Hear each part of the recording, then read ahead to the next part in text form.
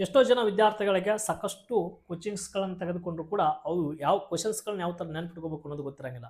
ಹಾಗಾದರೆ ಇಲ್ಲಿ ಇದನ್ನು ಸಾಕಷ್ಟು ಬಾರಿ ರಿಪೀಟೆಡ್ ಆದಂಥ ಒಂದು ಪ್ರಶ್ನೆ ಇದು ಮೊರಾರ್ಜಿ ದೇಸಾಯಿ ಮತ್ತು ಆದರ್ಶ ವಿದ್ಯಾಲಯ ಪರೀಕ್ಷೆಗಳಲ್ಲಿ. ಯಾವ ಥರ ನೆನ್ಪಿಟ್ಕೋಬೇಕು ಇದನ್ನು? ಸರ್ ಕ್ವಶನ್ಸ್ ಏನು ಕೇಳ್ಯಾರ, ನೀರಿನಲ್ಲಿರುವಂಥ ಆಕ್ಸಿಜನ್ ಮತ್ತು ಹೈಡ್ರೋಜನ್ಗಳ ಅನುಪಾತ ಏನು ಅಂತ ಕ್ವಶನ್ಸ್ನ ಕೇಳ್ಯಾರ.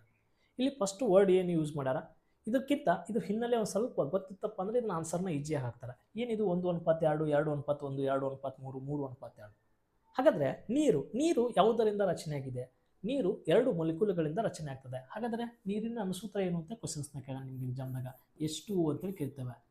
ಹಾಗಾದರೆ ನೀರಿನಲ್ಲಿ ಕಂಡು ಬರುವಂಥ ಅನಿಲಗಳು ಯಾವುವು ಅಂತ ಕ್ವಶನ್ಸ್ನ ಕೇಳ್ತಾನೆ. ಇಲ್ಲಿ ಅವು ಕೂಡ H ಅಂದಾಗ ಹೈಡ್ರೋಜನ್ ಅಂತೇಳಿ ಕರಿತೇವೆ, H ಅಂದಾಗ ಹೈಡ್ರೋಜನ್ ಅಂತೇಳಿ ಕರಿತೇವೆ, O ಅಂದಾಗ ಆಕ್ಸಿಜನ್ ಅಂತೇಳಿ ಕರಿತೇವೆ, ಆಕ್ಸಿಜನ್. ಹಾಗಾದರೆ ಆಕ್ಸಿಜನ್ ಮತ್ತು ಹೈಡ್ರೋಜನ್ ಇವು ಎರಡೂಗಳು ಸೇರಿ ಏನಾಗಿದೆಪ್ಪ ಅಂದಾಗ ನೀರಾಗಿದೆ ಅನ್ನೋದು ಒಂದು ಕಾನ್ಸೆಪ್ಟ್ ಕ್ಲಿಯರ್ ಆಯಿತು. ಹಾಗಾದರೆ ಇದ್ರೊಳಗಡೆ ಎಷ್ಟೆಷ್ಟು ಅವು ಟೈಪ್ಸ್ಗಳು ಎಷ್ಟೆಷ್ಟು ಅದಾವು ಅಂತ ನೋಡಿದಾಗ ಎಚ್ ಎಷ್ಟದ ನೋಡ್ರಿ, H2 ಅಂತ ಕೇಳ್ತೀವಿ. ಹಾಗಾದರೆ ಹೈಡ್ರೋಜನ್ ಪಾಲ್ ಎಷ್ಟಿದೆ, ಹೈಡ್ರೋಜನ್ ಅನುಪಾತ ಎಷ್ಟದಪ್ಪ ಅಂತಂದಾಗ 2 ಐತಿ. ಆಕ್ಸಿಜನ್ ಎಷ್ಟೈತಿ, ಇಲ್ಲಿ 1 ಐತಿ. ಹೀಗಾಗಿ 1, 2:1. ನೀರಿನ ಅನುಪಾತಗಳನ್ನು ಹೇಳ್ರಿ ಅಂತ ಕೊಟ್ಟಾಗ 2:1 ಅಂತ ಹೇಳ್ತೀರಿ. ಸರ್ ಇಲ್ಲಿ 2:1 ಅದು ಅಂತೇಳಿ ಇದನ್ನ ಆನ್ಸರ್ನ ನೀವು ಹಾಕಿಬಿಡ್ತೀರಿ. ಕ್ವಶನ್ಸ್ ನಮ್ಗೆ ಏನು ಕೇಳ್ಯಾರ ಅದನ್ನು ನೋಡಬೇಕು. ನೀರಿನಲ್ಲಿರುವಂಥ ಫಸ್ಟ್ಗೆ ವರ್ಡ್ ಏನು ಯೂಸ್ ಮಾಡೋಣ, ಆಕ್ಸಿಜನ್ ಯೂಸ್ ಮಾಡೋಣ. ಆಕ್ಸಿಜನ್ ಎಷ್ಟೈತಿ, 1 ಐತಿ. ಆಕ್ಸಿಜನ್ ಎಷ್ಟೈತಿ, ಇಲ್ಲಿ 1 ಐತಿ, 1.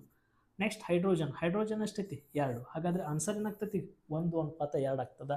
ಹೀಗಾಗಿ ಸರಿಯಾದ ಉತ್ತರ ಆಪ್ಷನ್ಸು ಎ ಆಗ್ತದೆ.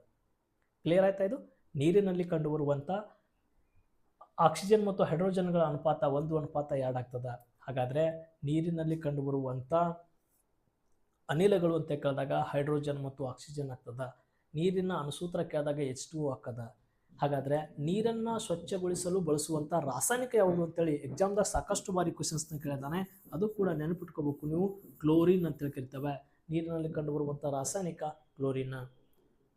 ಸ್ವಚ್ಛಗೊಳಿಸಲು ಬಳಸುವಂಥ ಯಾವುದಪ್ಪ ಅಂದಾಗ ಕ್ಲೋರಿನ್. ಹೌದಾ? ಹಾಗಾದರೆ ನೀರು ಇದು ಮಾನವನ ಇಂಧನ ಅಂತಲೂ ಕೂಡ ಕರಿತೇವೆ. ಒಳಗೊಮ್ಮೆ ಗ್ಲೂಕೋಸ್, ಮಾನವನ ಇಂಧನ ಗ್ಲೂಕೋಸ್.